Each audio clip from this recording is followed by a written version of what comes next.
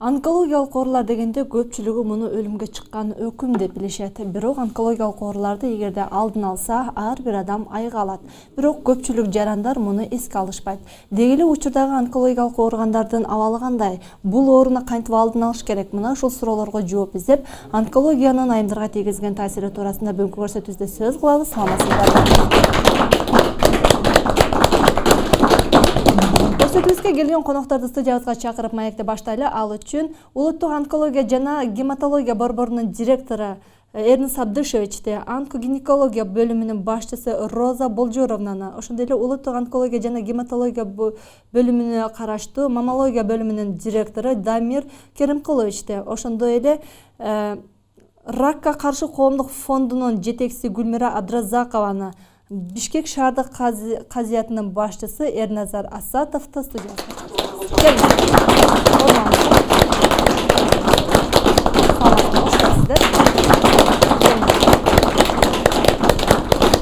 алгач ушул бүгүн биз онкология оорулары жөнүндө сөз кылалы деп турабыз. Андыктан бул илимдин өзү жөнүндө таанышып алалычы. Деги эле онкология илими эмнени окутат? Бул эмне болгон оору? Мына ушундан баштайлы.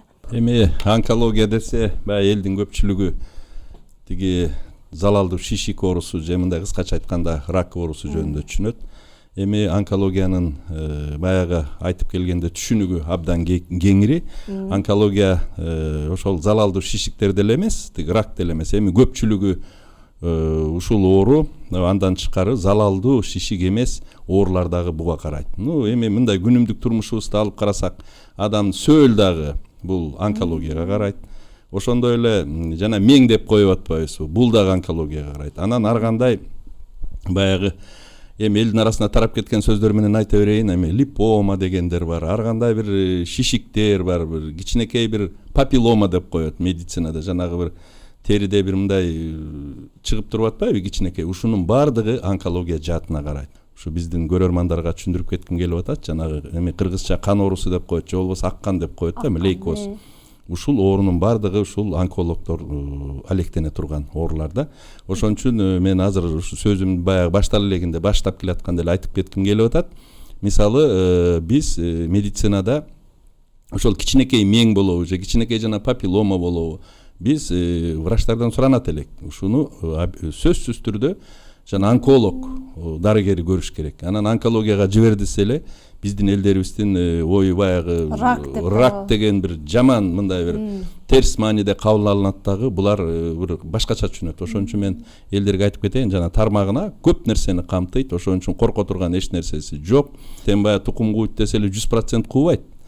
Ошон үчүн жана үй бүлөсүндө жакын жана кандаш туугандарынын ичинде ушул рак оорусу менен ооругандар болсо, бул уже ушул адамдар, ушул кандаш адамдары текшерилиш керек. Бул сөзсүз түрдө текшерилиш керек, алдын алыш керек да. Эми 100% дегенден алысмын, бирок кандайдыр бир болушу мүмкүн. Келиңиз, Роза Болжоровна, сизге суроо жаталы.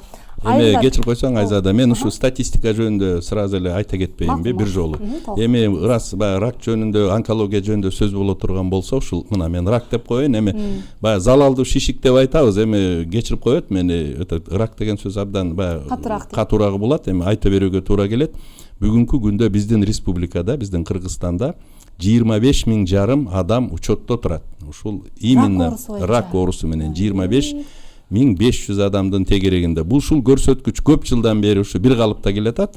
Эми элдин саны өскөнүнө жараша жылына бир 50-60 адам өсүп келатат. Андан тышкары бир жылда мисалы бизде мынтип коет, биринчи жолу ушул рак оорусу табылган оорулардын саны 5500-дүн тегерегинде. Бул дагы көп жылдан бери ушул көрсөткүч ушундай эле келатат.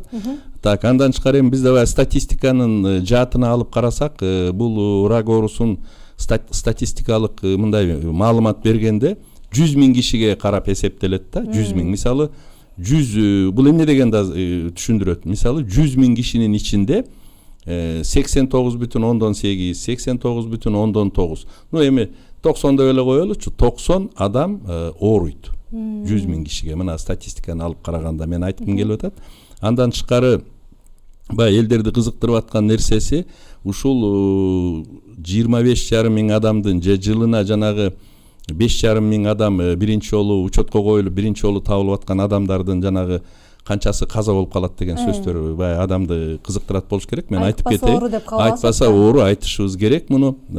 Значит, жылына чынын айтканда 100 миң кишиге, мен опять жана айтып атпайбынбы, ошондо бир 100 миң кишиге бизден бир 59 адамыбыз кайтыш болот. 59 адам. Бул мындайча айтканда процент деп алып караганда, мындай абсолюттук цифра менен айтканда бул абдан чоң цифраны түзөт. Киши коркуп кетет да, ушунча киши өлөбү деп. Бирок мен айткым келет, мисалы жүрөк оорусу менен ооруган, кан тамыр жана жүрөк оорусу менен ооруган адамдардан 100 миң кишиге 51 киши каза болот. Катарлаш эле экен.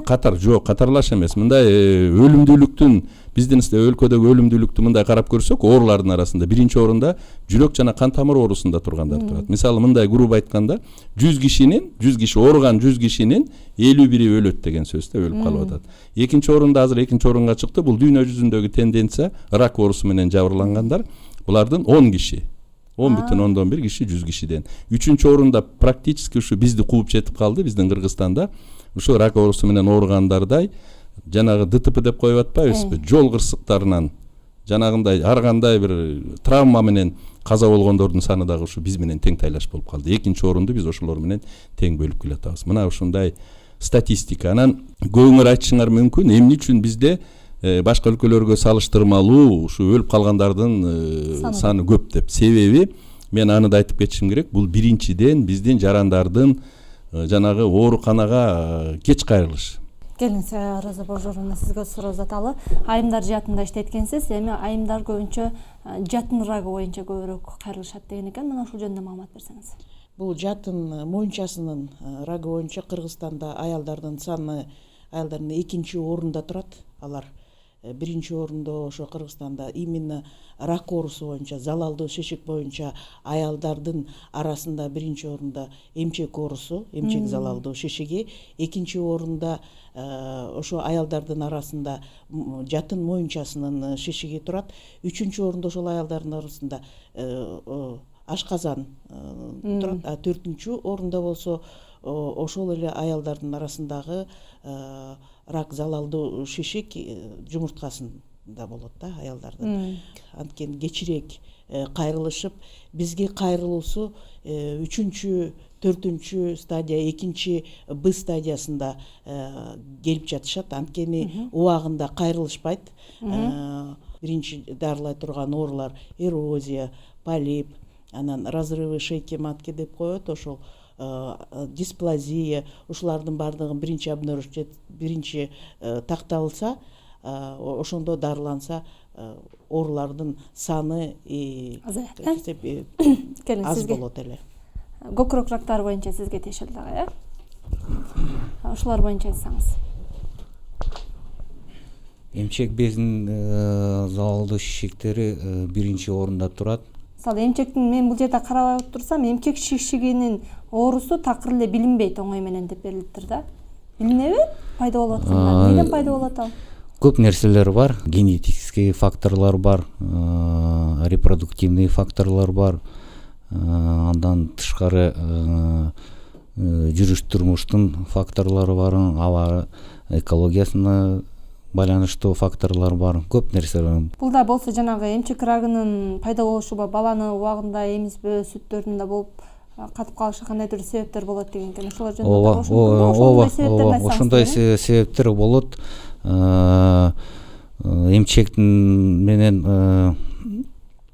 эмискен аялдар алар көп оорубайт. Эмиспеген аялдардын көбүнчө залалдуу шишиктер болуп кетиши мүмкүн. Жаш кыздар деле болуп калышы мүмкүнбү? Жаш кыздардын да азырынча ушундай тенденция болуп атат, оору баштады. Турмушка чыга электеди. Турмушка чыга электеди. Ракка каршы коомдук фондунда иштейсиз. Мына ушул күнгө карата да атайын бир иш-чара уюштуруп жатабыз дедиңиздер эле, ошол жөнүндө кеп салсаңыз. Негизи 4 февраль бул дүйнө жүзүндө күн мындай ракка каршы ошо күнү бүт дүйнө жүзү кандай бир акцияларды, мероприятияларды өткөзөт. Биз дагы Кыргызстанда ушундай өткөзсөкпү деп атабыз да. Биринчиден бул мамлекеттен каражат караштуу жетиштүү болгондуктан, баягы бюджеттик астык болгондуктан биз улуттук онкология борбору менен кошо тегерек сүттөл өткөзөлүк деп атабыз 4 февралда. Вот именно дармеги жоктугунан көп учурда аял киши, биз аял кишилер менен иштешебиз да. Аялдар толук дарыланганга мүмкүнчүлүгү жок болуп калат да. Ошондуктан мамлекеттин каражат бир жардам болушу керек эле. Ошондуктан депутаттарды чакырабыз, мамлекеттик жанакы маселелер коюлат турбайбы, көйгөйлөр. Ооба. Анан кечинде болсо, кечки саат 6-ларда биз филармония залында концерт, кайрымдуу концерт уюштурабыз. Ошо болгон каражаттарды чогулткан биз жаш келиндерге, күйөөлөрү жок, жаш балдары бар, ошо аялдарга жардам берсекпи деп атабыз да. Рак оорусуна чалдыккандарга. Келиңиз, сизге суроо жаталы. Чындыгында ден соолук аманат деп коет го. Көпчүлүгү ушул жаатында кайдыгер карап жүрө берет. Ошол жөнүндө айтасыңыз. Пайгамбарыбыз бул сөзүндө Алла Таала кандайдыр бир пендеге оору берген болсо, дабасын кошо берген дейт. Кандайдыр бир оору, дабасы табылбаган бир оорулар болгон болсо, ал бул дарыгерлерибиздин аянтчасы болуп саналат. Кудай Таалам берген ооруларга шыпасын кошо берет. Негизинен жалпы бул ооруп аткандарга бир эле бул рак оорусу менен эмес, башка бир оору менен ооруп аткандарга да, жалпы көрүүчүлөргө, ооруп аткандарга, уккандарга Кудай Тааладан шыпа сурап кетебиз. Алла Таала жалпысына бир шыпа берген болсун. Анткени Пайгамбар алейхиссалам бир ооруп аткан инсанды барып көргөн мезгилде жакшы болуп кетесиң Кудай кааласа деп ага үмүт берген, ага сабырдуулук берген. Ошон менен катар Пайгамбар алейхиссалам шыпа маанисинде айткан бир дуасы: Аллахумма музхибул бас идхиб ал-бас ишфи анта шафи ла шифаан илля шифаук деген бир куттуу бир дуасын айткан. Мунун мааниси: Аллахым, сен шыпа бергүчүсүң, шыпа сенден, сен шыпа бергин, эч бир оору калбаган бир шыпа болсун деп Пайгамбар алейхиссалам ошол келген ооруп аткан адамга үмүт берип, сабыр берип, ага жакшы бир маанай берип, Пайгамбарыбыз дайыма аны келип зиярат кылып турчу дейт. Негизинде сиз айтып кеткен бир суроого, бул шариятта, ислам дининде ден соолук өтө аманат. Өзүңүз да айткандай, Пайгамбар алейхиссалам бир сөзүндө 5 нерсе келгенден алдын 5 нерсенин кадырын бил дейт. Ошонун катарында мисалы өлүм келгенге чейин жашооңдун кадырын бил дейт. Оору келгенге чейин ден соолугуңдун кадырын бил. Кедейлик бир муктаждык чыгып калганга чейин колуңда барчылыктын, мүмкүнчүлүктүн кадырын билгин дейт. Иштүү болуп, алек болуп калганга чейин колуңдагы эмненин бош убакытыңдын кадырын бил дейт. Бул Пайгамбар алейхиссалам негизинде ден соолукка өтө маани берген. Ден соолук шариатта өтө аманат катары. Аманат Кудай Таала кандай бир аманатты берген болсо, ошол аманатты ээсине карап жакшы бир тапшырууда инсандын милдети катары эсептелинет. Пайгамбарыбыз башка бир сөзүндө эки байлык бар. Көптөгөн адамдардын ушул эки байлыкка маани бербеген эки байлык бар. Ошонун бирөөсү эмне? Ден соолук дейт. Ден соолук исламдагы өтө Пайгамбарыбыз баалаган нерселердин бирөөсү. Дал ушул бүгүнкү биздин көрсөтүүбүзгө карата дагы бейтаттарды сюжет кылып тартып келгенбиз. Азыр ошону көрөлү, анан маекти улантабыз.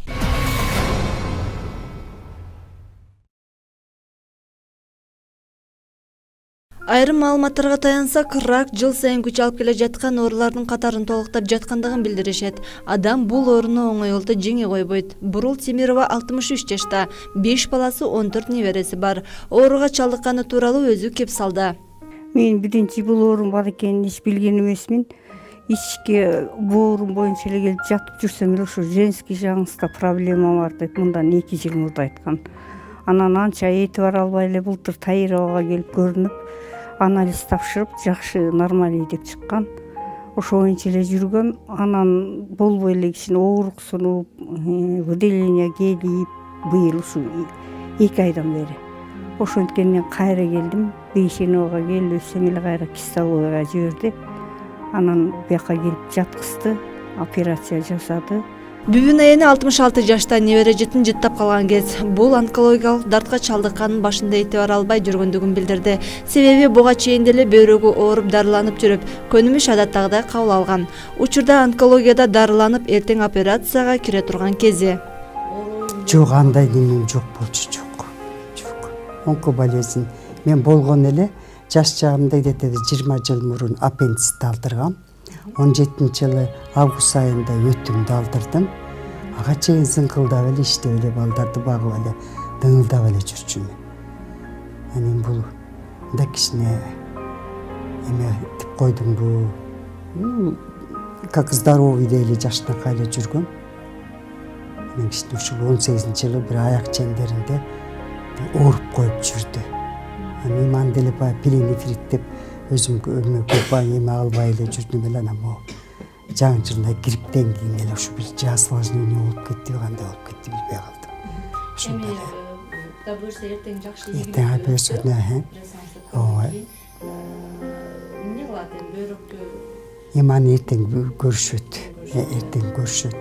Же удаление болуп каламбы, же эмесин эле алып коебу, деги образованиясын эле эртең көрүнөт ал. Бейтаптар рак оорусунун башталышында эч кандай белгилери билинбегендигин айтып, таң калып да олтурушту. Мен аябай ушунчалык серьезный болуп ооруган деле жок, билинген жок, бул нерсе билинбейт экен да.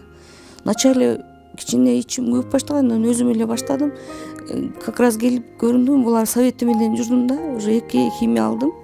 Они сказали, сразу нельзя начало для легких химия берешь деп. Ну, рекомендовали, терпела, конечно, химия почти 2 айда прерывно. Жакшы, заново обследовали, заново сдала анализы, все нормально, бардыгы жакшы чыкты. Ну, главное, духом не падай деди, не падала, доверилась, бардыгына ишенип жакшы деп. Ну, Кудайга шүгүр, 2 айдан кийин бат эле мына кечээ ошо яичниктен кеткен экен, начальный. Үрөйдү учурган бул оорунун билинбей келип кармап калгандыгы тууралуу бурул эне оюн толуктады. Мен ошо ооруп атканда эч жерим ооруган жок, таптакыр ооручу эмес. Анан эле ошо кичине кровать эткеним. Анан анда-санда ушу табарсың ичим түйүлчү да, киндигимден ылдыйкысы. Анда-санда көп эмес, көп кыйначу эмес да, жүрүшүм эчтеке болбойт го деп. Жумагүл айымдарга алдын ала ак халатчандардын көзөмөлүндө болуп туруңуздар деп кайрылуу жасап өттү. Ал эми бейтаптар дарыгерлердин жардамына ыраазычылыгын билдиришти. Ошо айтып кетер элем, важно аялдар көбүнчө мына женский жактан билинбейт экен да, эч кандай симптом эчтеке билинбейт экен. Можно сказать так да. А көбүрү баягы айтат го, рак это не приговор деп. Вовремя начальный стадиясына келип ушундай неме кылса, булар аябай жакшы грамотно жардам берет экен. Алар өзүбүздөн аялдардан зависит этет экен. Ошо бизде жашаган, Кыргызстанда жашаган аялдарга айтат элем, эртерээк ушу 1 жылда бир обследовать этип, начальный болгондо эле көрүнсө эле бүт баары излечимо, лечимо да.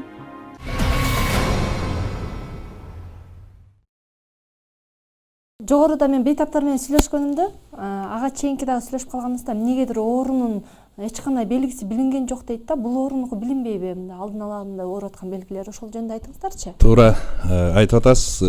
Көп оорулар баягы башталганы билинбейт. Билинбейт да. Анан өзгөчө биздин калкыбыздын ушу менталитети ушундай экен. Баягы жаны кейип, айласы кеткенде гана врачка барышат. Ага чейин баягы бизде ошон үчүн ушундай сөз пайда болсо керек. Баягы баш ооруганын Кудай менен иши жок дегендей. Ооруганда, жаны кыйналганда келет. Бул рактын бир жаман жери баягы оору пайда болгондон кийин, келгенден кийин диагностировать эткени бул чынын айтканда кечирээк стадиялар болот да. Ал оорубаганын себеби вообще биздин организмдеги органдардын сыртында чел кабык каптап турат. Муну орусча брюшина деп коет, кыргызча чел кабык. Ошол нервтердин бардыгы ошол чел кабыкта болот. Ошол чел кабыкка өсүп, чел кабык чойла баштаганда гана ооруй баштайт. Ага чейин чынын айтыш керек, ооруганы билинбейт. Көп эле оору ошондой. Бул рак оорусуна деле эмес, башка жанагындай жана хирургиялык ооруларда да чынын айтканда ушундай. Ошон үчүн жана биздин жана пациентибиз дагы айтып атпайбы? Ооруйбу, оорубайбы? Жылына 1 жолу. Колдон келсе 6 айда 1 жолу текшерилип туруш керек. Эми анын өзүнүн возрастной категориялары бар. Канча жашка келгенде канча жолу көрүнүп туруш керек деген. Мына бул жерде биздин специалисттер турат, жана өздөрүнүн ооруларына жараша буларда бүт поликлиникада жанагы жерлердеги медиктердин муну бардыгы билет. Мына Казияттан келген Молдокебиз абдан туура айтты. Бул ден соолук эң биринчи байлык ден соолукта бекер айтылбаса керек. Биз ушул ден соолугубуздун кадырын баягы жаш чакта, ден соолугубуз мыкты чакта билбейбиз. Эми машинени жаңы алганда деле ошондой жакшы жүрөт. Анында бир караганда биз машинебизди сылап сыйпап карап турабыз да. Майын алмаштырып, баягы специалисттерге өзүбүздүн ден соолугубузга келгенде кайдыгерлик мамиледе. Ушул айымдардын жатын оорусу боюнча айтсаңыз да, бул турмушка чыга элек кыздар дагы оорушу мүмкүнбү? Жаш кыздарда жана жумуртка оорусу болушу мүмкүн. Ал проценти азыраак. Жатын моюнчасынын шишиги абдан жокко эсе 1000 кишиден 1-2 болушу мүмкүн. Ал жокко эсе. Обычно турмушка чыга электерге. Ал жатын моюнчасынын залалдуу шишиги, рак оорусу көбүнчөсү көп төрөгөн, анан ошол предраковый оорулар менен ооруган, анан кайрылбай убагында дарыланбаганга кезигишет. Келиңиз. Көкүрөк дарты боюнча дейт, Казакстанга барып дарыланууга 5-6 миң доллар кетет дейт. Россия андан да кымбат дейт. Ал эми биздин Кыргызстанда канча? Сиз өзүңүздөр билгендей, биз Фомско кирип алдык. Ошол жерден эгерде застрахованный болсо 12 миң төлөшөт. Эгерде застрахованный эмес болсо, анда 14 миң төлөшөт. Бул ракты дарылоо абдан кымбат. Өлкө үчүн абдан кымбат. Муну туура түшүнүшүбүз керек. Мына Роза Болжурун айтып кетип атпайбы? Бул жерде 3 түрү бар дарылоонун. Хирургиялык жолу менен дарылоо, химиотерапия менен дарылоо, жанагы нур менен кактоо менен дарылоо деп. Ушуну же болбосо комбинировать этип туруп дарылайт. Анан баягы бизге жатып же нур менен дарыланабы, же химия менен дарыланабы, же болбосо жанагы хирургиялык жол менен Дамир Керимкулович айтып атат, хирургиялык дарылоонун 3 уровени бар. Саплата деп коет, эми элдин баары түшүнүктүү саплата. 14 миң сом эчтеке застраховкасы жок, эч кандай льготасы жок болсо бул 14 миң сом төлөйт. Эгерде страховкасы болсо, же бир кандайдыр бир жеңилдиктери болсо 12 миң сом төлөйт. Анан дагы өзгөчө категориялар бар. Өзгөчө категорияда жана колунда эч нерсеси жок, ошол справка менен далилденгендер болсо, картан кишилер болсо, биринчи группадагы майып болсо, чернобылец болсо, афганец болсо, анда 3188 сом төлөйт. Жеңилдиктер каралган. Андан тышкары жанагы бизде 13-чү отделение деген бар. Терминалдык стадия жаткан оорулар бекер жаткырылат, бекер даралат. Мындай бөлүмүбүз бар. Андан тышкары жана химиотерапевтическое отделение деген бар, 4-чү бөлүмүбүз. Ага дагы бекер жаткырылат. Бирок химия препараттын көпчүлүгүн оорулар сатып алышат. Сиз туура айтасыз. Химия препараттар абдан кымбат. Абдан кымбат. Мына биз айтып кетишибиз керек, эми онкология жаатында мына биз балдар бөлүмүнө, бизде детский онкология дегенде бөлүм бар. Ошол бөлүмгө 95%ке чейин биз дары-дармек, кан жана башка нерсе менен толугу менен мамлекеттин эсебинен каржыланат. Ал эми мына биринчи жолу биз быйыл мына биринчи жолу рахмат өкмөтүбүзгө биринчи жолу биз 1-2 химия препарат алдык ушул чоңдор үчүн. Буга чейин бир да алынып келинген эмес. Анан химия препараттан тышкары жанагы коштоп жүргөн дагы дары-дармектер бар да. Ал дагы чоң сумманы түзөт. Ошол коштоп жүргөн дары-дармектин бардыгы ОМК институт тарабынан бекер берилет. Мына ушундай да. Бар болчу, бизде келиңиздер суроолорго кезек берели. Баягы рак менен ооруганда көп эле адамдар дары ичет да. Уштап дары ичишет, же болбосо химиотерапия алат. Мисалы, химиотерапия алганда кээ бир адамдардын чачы түшүп калат. Дары ичкенде болсо балким ашказанына зыян болушу мүмкүн да. Ал эми сиз айтып атасыз, нурдануу менен дарыланат депчи. Анын кандай кесепети болушу мүмкүн? Кайра дарыланып атат жана анын да зыяндары барбы же жокпу? Любой эле дары бул химия. Ооба, зыяны бар. Ошо зыяны бар демечи. Айла кеткенден жазап атабыз да биз анычы. Сиз туура айтасыз. Эми кээ бирлери химия препараттарды жакшы көтөрөт. Кээ бирлери абдан организмге жараша болот, абдан начар көтөрөт. Эми химиотерапиянын бая бери тургандын астында ал ооруну бир сыйра изилдеп чыгабыз. Анын дагы мындай кээде акыбалы оор болсо, кандын жанагы көрсөткүчтөрү начар болсо баштай албайбыз. Абдан туура айттыңыз. Бирок бул арга кеткенден жасалып жаткан нерсе. келиңиз. Андан тышкары жана Нур тууралуу да суроо берип атпайбы? Чынын айтканда будущее онкология, мен айтып коеюн, келечекте онкология бул химиотерапия менен жана нур менен дарылоо. Нур менен дарылоо менен кээ бир ооруларды 80-90%ке чейин дарылап койсо болот. Эми бизде мындай локализация деп атпайбызбы? Рактын ар кайсы түрү бар да, ар кайсы органда бар. Кайсы органда кайсы нур жакшы жардам берет. Ошол негизде жүрүп атат. Анан мен ушул жерден токтолуп айта кете турган нерсе, биз буга чейин жанагы гамма-терапевтический аппарат деп коет, жанагы кобальтовый аппараттар менен дарылап келгенбиз. Азыр буюрса, мына азыр тендер жүрүп атат, жанагы линейный ускоритель, линиялык тездеткич деп баягы СМИде көп чыгып атпайбы? Ошону алсак, бул жаатта дагы биздин ооруларыбыз абдан жакшы бир мындай дүйнө жүзүндө колдонуп келип аткан, дүйнө жүзүндө ала турган жана дарылоону биздин өзүбүздүн өлкөдө алат, эч жака чыкпайчы. Гүлмира эже, балким сиз жооп бересизби, кимиздер жооп бересиздер? Ошол эле учурда ашказан, өпкө рактары боюнча тиги структурасындачы, баягы онкологиялык дарттардын структурасында биз айтып атпайбызбы, биринчи орунда мындай даже чындап келсе эркектер менен аялдардын санын кошо эсептегенде деле эмчектин рак оорусу биринчи орунда турат. Экинчи орунда жанагы жатындын моюнчасынын рагы, үчүнчү орунда болсо ашказандын рагы, анан төртүнчү орунда болсо өпкөнүн рагы турат. Мына ушул 4 оору бизде көп кездешет. Анан эркектердин арасында болсо биринчи орунда ашказандын рагы, экинчи орунда өпкөнүн рагы турат, эркектерди алып караганда. Анан мен айтып коеюн, өлгөндөрдүн арасында муну дагы айтыш керек. Вот мына структура деп атпайбызбы, ошо түзүмүндө, өлгөндөрдүн түзүмүнүн орунда биринчи орунда ошол ашказандын рагынан майып болгондор көп. Биринчи орунда турат. Экинчи орунда өпкөнүн рагы. Эми ашказандын рагын мен айтып коеюн, бул дагы биздин чынын айтыш керек, жана туура айтып атат, өзүбүздүн ден соолугубузга кайдыгерлик мамиле. Көп эле адамдардын баягы симптомдору бар, айтып атпайбызбы? Эми жана ооруп такыр чыдатпаган симптом бул запущенный деп айтып атам. Ага чейин белгилери көп эле болот. Адамдар зарна болот, адамдар кекирет, тамагы сиңбей калат. Анан ошол өзгөчө жана генетикалык жактан алганда, ашказандын оорусу жагынан алганда, бул тукум көбүрөөк кууйт. Вообще эле язва дагы тукум кууйт. Жакшы, келиңиздер. Ал ушул бүгүнкү биздин көрсөтүүбүзгө келген конокторго да кошумча суроолор бар, жооп алалы. Келиң, сиз биздин четки коногубуз тынчып калды, ошол жакка суроо узата алам. Кара түймөн негизи өлүмдөн башкасынын баарына шифа дейт. Ракка шифа болушу мүмкүнбү дейт? Болушу мүмкүн, себеби пайгамбар алейхисалам калп айтпайт. Эң туура сүйлөгөн адамзаттын арасында пайгамбар алейхисалам өлүмдөн башкасына баарына дары деп пайгамбар алейхисалам бул хаббатул барака деп коет арабчасын, чөрүн тибин тууралуу кабарын айткан. Кудай кааласа муну алдыбыздагы бул дарыгерлерибиз кенен бир бул маселеде ойлоп эме кылып изилдеп чыгат деген бир үмүттөбүз.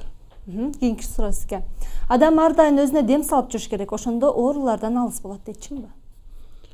Бул оорулар бир эле ден оорулары эмес да, инсандын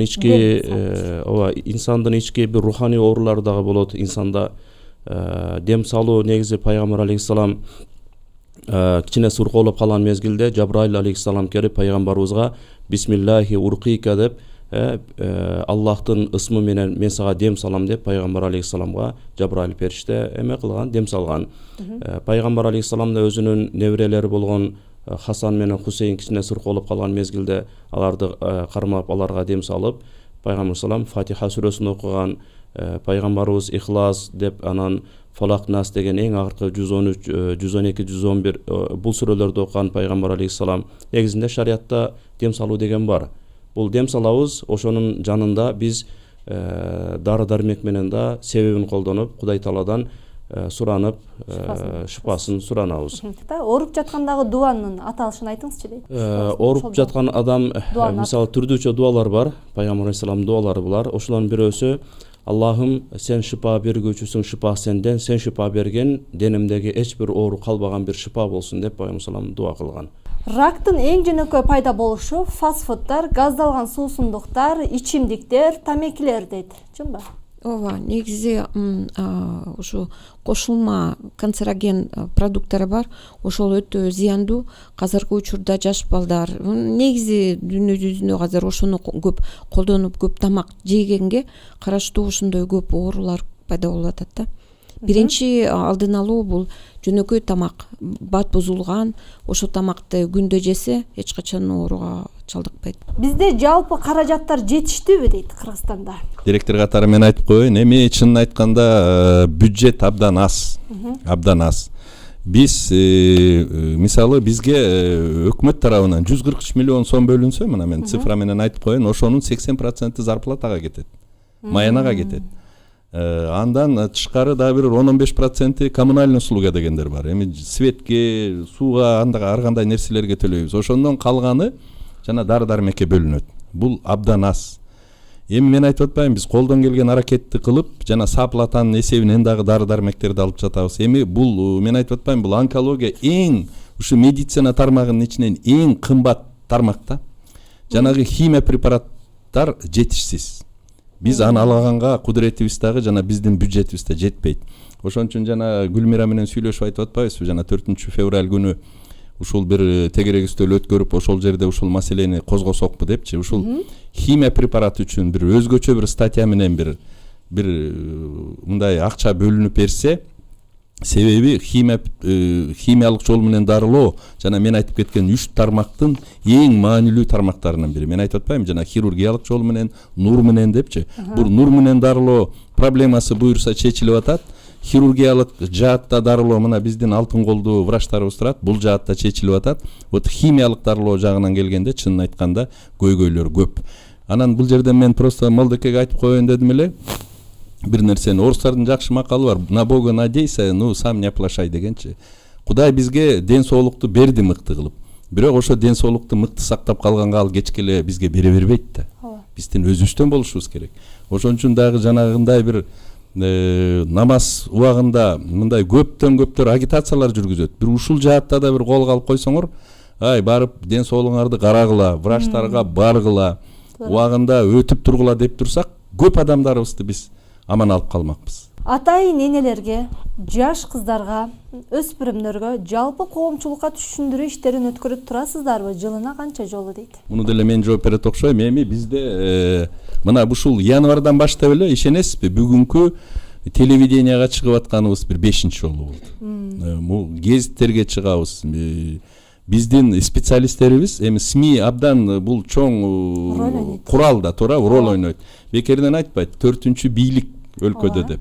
Ошон үчүн биз колубуздан келген СМИден ар бир моментти колдонуп, мына бүгүнкү берип аткан передачабыздагы менин оюмча бир адамдарды кайдыгер калтырбайт болбойт деп ойлойм. Ушундай моменттерди бүт колдонобуз. Телевидение болобу, газета болобу, журнал болобу, интернет болобу, Facebook болобу. Кайсыл жерде колубуздан келсе биз аракет кылабыз. Андан тышкары былтыркы жылы эле бир топ экспедиция жылы болду. Биздин урматтуу президентибиз жарыялап кеткен региондорду өстүрүү жылына карата именно биз ошо региондорго биздин специалисттерибиз барып, ошол именно жана маммолог, гинекологдорубуз барып, ошо жерлерде 10 күндөн баягы населенияларды изилдеп келдик. Миңдеген адамдарды карадык. Ошолордун арасынан жанагындай рак оорусун таап келдик. Ошолордун бардыгына жардам бердик. Мына ушундай жаатта иштеп келатабыз. Бул жагынан да силер көп жардам беришиңер керек да. Анан мен айтып атпайм, любое средство хорошо. Ошон үчүн дагы биздин Молдокебизге дагы бир жолу кайрылып кетким келет. Силердин сөзүңөрдү эл угат. Ошол жерлерде намаздарда даже бир күндү белгилеп айтсаңар болот. Ай, ден соолугуңарды карап бир поликлиникага баргыла депчи. Эмчектин ырагында аялдардын көпчүлүгүнүн эмчегин кесип алып ташташат. Кеспей эле дарыласа болобу жана толук айыгып кетет дегенге кепилдик болобу дейт. Болот. Негизи биринчи, экинчи стадияна келгендер аялдардын 100% айыгып кетишет. Биринчи, экинчи стадиядан болгондо жок, аны минималдык хирургия жол менен дарылансак болот. То есть бүт эмчегин алынбай, жарымысы же 4 бөлүмүсү алынып, радикалдуу секторалдуу резекция атылат. Анан нур менен химиотерапия менен кошо дарыланат. Эгерде экинчи, Б, 3-чү, 4-чү стадияларда болсо, анда сөзсүз түрдө эмчек алынат. Саламатсыздарбы? Эрозия аркылуу пайда болгон ракты кантип айыктырса болот жана анын белгилери барбы? эгерде ошол матканы алып койсо рактан айыгабы? Эрозияны тоже биринчи башталышында симптому анча деле болбойт. Ошол жыныстык органдан выделениялар башталат, жыты менен же болбосо көк түстөгү же ошол келе баштайт. Ошон үчүн жана профилактика, алдын алуу деп айтып атпайбызбы? Эрозияны просто профосмотрга барганда обнаружить этип, ошону далилдесе, ошондо аны дарыласа өтүп кеткенге мүмкүн эмес. 100% ошол өтүп кетет деп айта албайбыз. Но ошолор баягы биз оорулардан анамнез чогултканда көпчүлүк оорулар бардыгы эрозия ооруган, ушундай выделение келген. Алдын алып, ошол үчүн профилактика кылып, колдон келсе 1 жылда бир көрүнүп, же болбосо даже 6 айда көрүнсө, абдан алдын ала турган, ошол оорулар аз боло турганы жакшы болот. Жакшы, келиңиз. Кийинки суроо. Негизи баягы көптөгөн оорулар бар да, жүрөк оорусу деген, мисалы жүрөктү баягы алмаштырууга болот да, башка бирөөнүн жүрөгүн алып, эми ошол ашказан рагы менен ооруп жаткан кезде ашказан балким алып салат да. Негизи мен бир адамды көрдүм, ошо ашказан толук алып салып түз ичеги болуп калган экен, бирок андай адамдар аз эле жашайт экен да. Баягы өмүрү кыска болуп калат экен. Ал эми ошонун балким ашказанын толук алып салгандан кийин кайра башка бирөөнүкүн салууга болобу? Ашказанды эле алмаштырып койсо Так, түшүнүктүү карындашым. Эми мындай да, ашказанды алып салып жашай берсе болот.